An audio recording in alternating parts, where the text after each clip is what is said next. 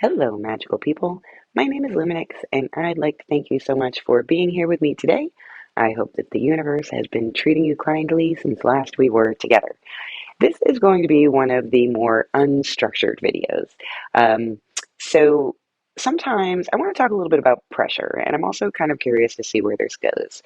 So, sometimes when I'm doing a video that is not around a new moon or a full moon, which tend to be very a bit more structured comparatively, I'll sort of take inspiration from things that I've been thinking about or things that I have been experiencing and such like that.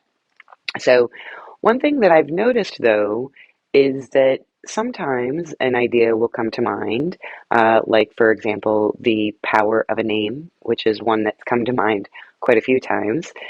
And there will be this um, sort of, I don't know, unclarified thought or pressure that I'm putting on myself to really do it well. It's not quite perfectionism because there's really not any expectation of actual perfectionism, but it's definitely in that same sort of spectrum. And I don't know, it's weird. It's like if I do a video about that, then I'll only be able to do a video about that once, or I'll only be able to touch on that subject once. And so, if I'm going to do it, I want to make sure that I do it well and effectively. And I don't know, maybe this is also just an iteration of what SE, extroverted sensing, in a fourth place position looks like. Let me know your thoughts on that. But I have definitely noticed that sort of pressure to perform well that I put on myself, not quite consciously, is often the thing that also gets in the way from me doing the thing in the first place, which is why if you were to look through all of the videos that I have on my channel, you actually won't find one about the power of a name. So this is just sort of one of those kind of self-limiting beliefs that I have noticed in myself and have really gotten more clarity of late, I suppose, around the way that actually shows up. And so there's that aspect of it, which is, what I've said so far is mostly based on kind of a journal entry that I made a few days ago, sort of on the topic matter. And it's a pretty short journal entry, as you can tell, as I'm already pretty much finished with it. Um, but that sort of since then has kind of evolved in my mind to also thinking about the sort of narratives that I create that sort of back up this process. And I'm not sure if that makes sense. So I am going to flesh out the example even further.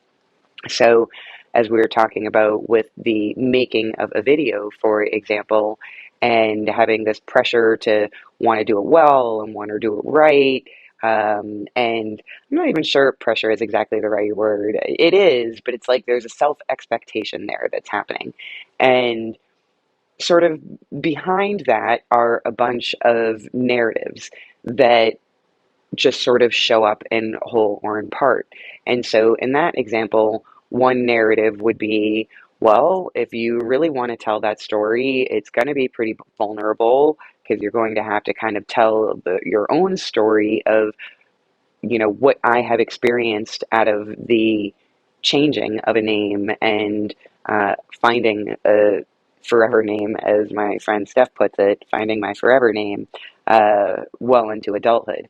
And so perhaps with that sort of sense of vulnerability, there's a lot of like kind of belittling background noise that's like, well, you don't have the editing skills and you're not very good at actually writing out a script. And because you're not very good at writing out a script, it's like, there's this, you know, lack of clarity around the way that I actually think about things because I don't make so many of the videos that I think about making, and I also am not very good at journaling.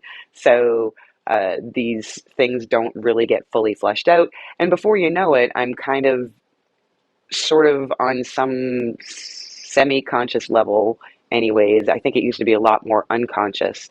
I'm really kind of belittling myself further, which is just reinforcing the feeling that, well, I can't do it right.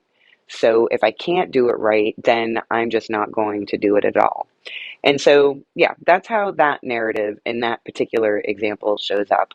But what's been more, I think, showing up for me as a narrative I've been noticing lately is one of loss, and how, in some ways, that feeling of loss sort of, there's an old story that tells me that I don't deserve good things that gets sort of poked when I'm experiencing loss. And, in a video I made just a few weeks ago, I think it's called Gratitude. I'll try to remember or figure out how to link it in case you want to watch it. But one of the things that I was expressing gratitude about was for my friend Wally, who is a squirrel.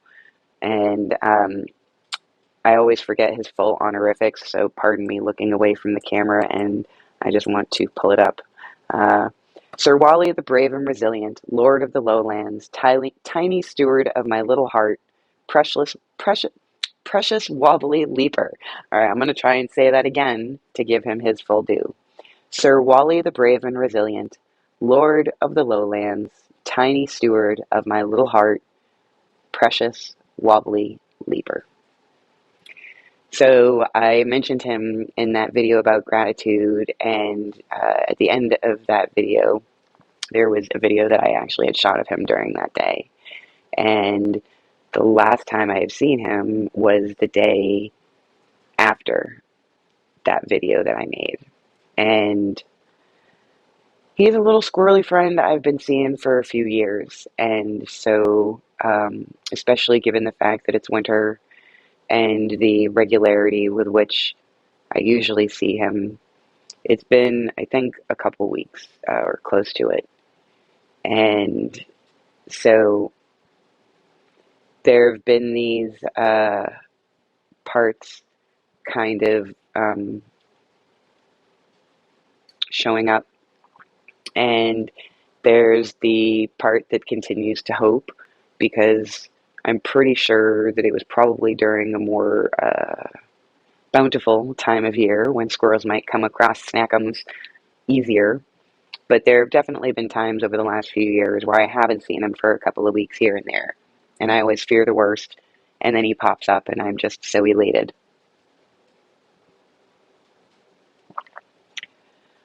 But that was a pretty rough storm that we got, and it did take a long time to thaw. So there is also the part of me that desires to be realistic and not keep myself in a painful state of hope needlessly.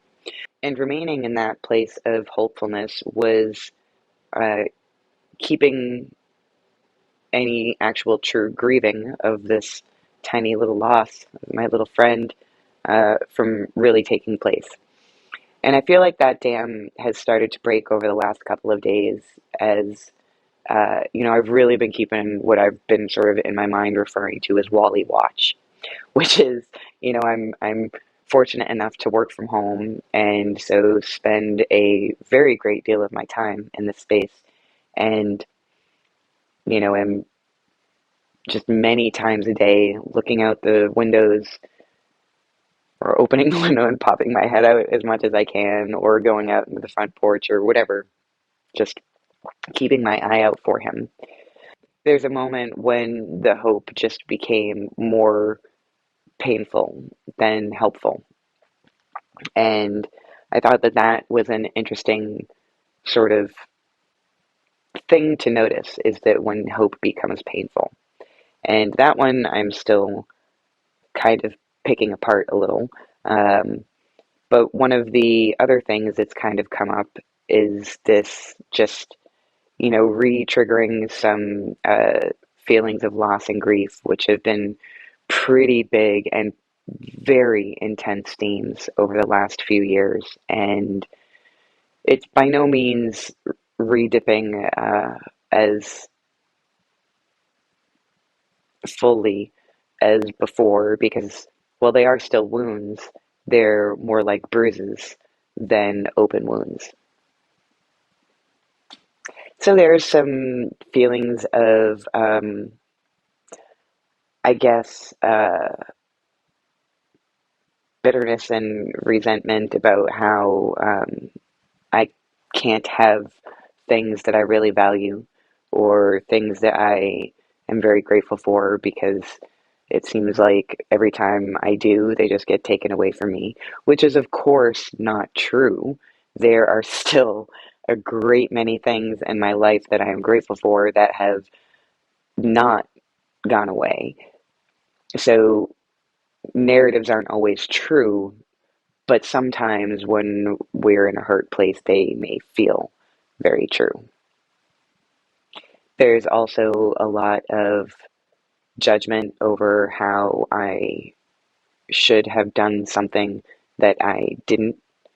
In this case, you know, basically squirrel napped Wally when I did see him right after the storm because, I mean, all the little guys were struggling. It was like an inch of ice. But, you know, I knew he was challenged and I did think about it, but I'm not really equipped or prepared to squirrel nap. And, you know, the thaw was coming just slow, so it was getting better. Um, and so I talked myself out of it because it would have been a giant pain in the ass. So now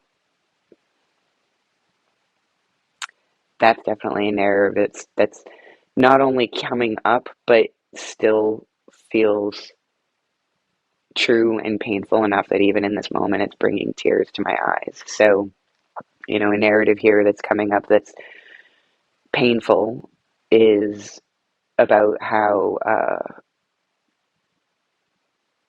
you know, it's easy with the benefit of hindsight to say, well, I should have done this.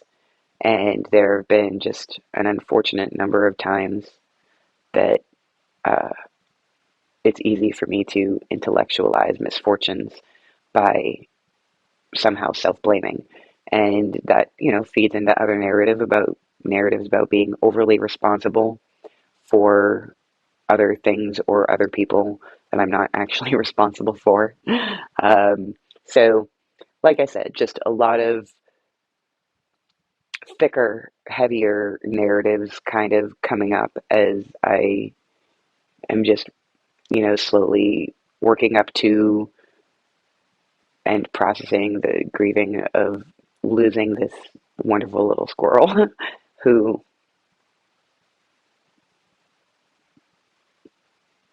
I was fortunate enough to know and spend some time with over the last few years. And he, along with Scrappy, who I lost in October and whose full honorifics are Princess Scrappy, treasured climber of the legs and allower of the pets, fierce lover of the second peanut, the notch in her right ear tip belying her takes or her tales of conquest and near escapes. Sorry, hard to read with the watery eyes.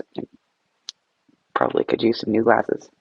So I lost her in October, and in May of 2023, I lost Stubby, who is the OG, and her full honorific is Lady Stubbington of the Fallen Birch, Keeper of Sweetness, Guardian of the Gentle Sneezes, Wielder of the Half-Tail. So these three little squirrels, you know,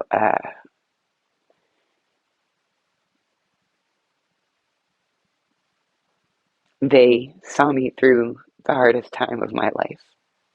They were three little points of light that helped me survive that time.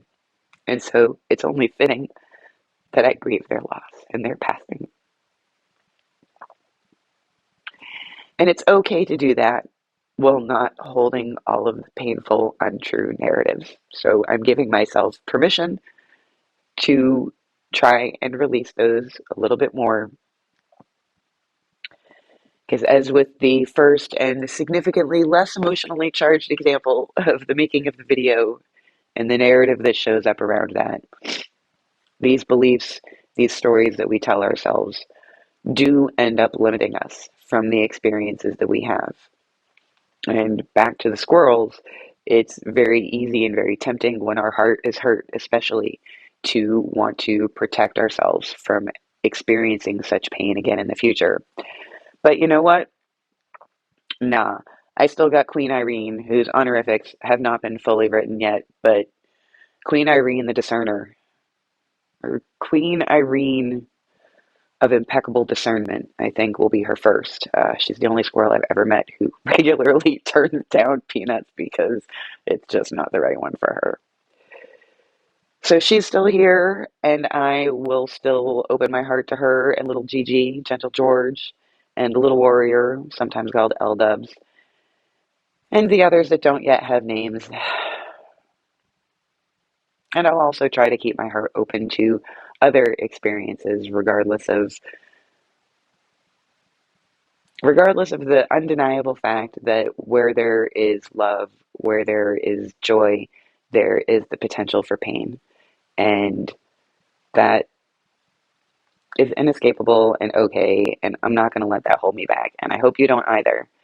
I would be curious to hear if you have been able to pick apart some of your own narratives and take a look at your own self-limiting beliefs and the stories that you tell yourself and what you've thought of them once you've gotten a little bit of distance from them. And if you can, I don't know, relate to what I've found, which is that it is helpful and they serve their purpose. And so I try and hold space for those stories compassionately while still recognizing that sometimes it's okay to shut the book and start writing a new one. Till next time, my magical friends, please don't forget to be kind and gentle with yourself. And of course, I will see you soon. I've got a new moon video coming out next week, so keep an eye out for that. Till then.